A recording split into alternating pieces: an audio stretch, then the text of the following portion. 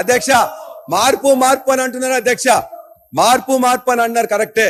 మేమేమనుకుంటున్నాం, మొన్ననే అగ్రికల్చర్ యూనివర్సిటీలో విద్యార్థులందరి మీద కూడా మొత్తం మీద కూడా వాళ్ళు ఏమన్నారు, 100 ఎకరాలు భూమి కేటాయిస్తున్నట్టే పర్వాలేదు, 100 ఎకరాలు కేటాయిస్తున్నంటే మెడిసినల్ ప్లాంట్స్ ఉన్నాయి కాబట్టి కొద్దిగా ఇది కాకుండా వేరే దగ్గర కేటాయించండి అని చెప్తే అక్కడ మొత్తం కూడా వాళ్ళందరినీ కూడా సిగబెట్టి మొత్తం కూడా పోలీసు వాళ్ళు గుంజుకుపోయినారు. మీరు అందరు కూడా చూశారు.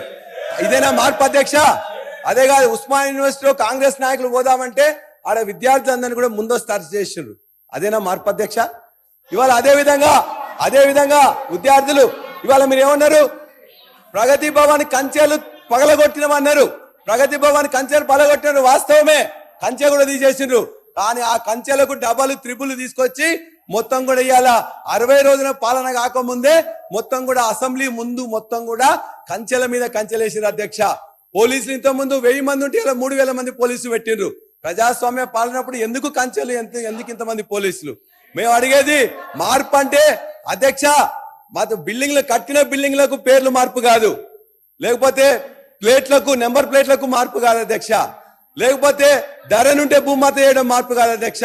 ప్రజల జీవితాల్లో మార్పులు తీసుకురావాలి తప్ప ఇవి కాదు అధ్యక్ష.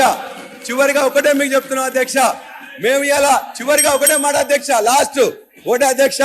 ఇవాళ నిన్ననే కాలేజీ గురించి పదే వారిని చెప్తూ అనేక అబద్ధాలు కూడా వారు చెప్తున్నారు. కాలేజీ గురించి, కాలేజీ వరంగల్ జిల్లా ముద్దుబిడ్డ కాలేజీ వాళ్ళందరూ కూడా నిన్న రాసి మా జనగామ నియోజకవర్గం నుంచి ఒక పెద్ద మనిషి వాడు పంపించిండు. ఎందుకంటే మీరు రాసిన తర్వాత చూసిన తర్వాత ఆయన కూడా చిన్న కవి. చివరిగా ఆయన చెప్పిండు, అధికారం వచ్చిందని అహంకారపడుతున్నారు, ప్రాజెక్టుల హక్కులన్నీ పరాయిలకు ఇచ్చిండ్రు, ఇదేనా మార్పు అంటే అంతెత్తున దూకుతున్నారు, తిట్ల పురాణం పెట్టి తిక్క చేస్తున్నారు. విన్నావా కాలేజీ కాంగ్రెస్ పాఠం, మొదటికే మోసం తెచ్చిన మొండి చేయి వాటం. జై తెలంగాణ.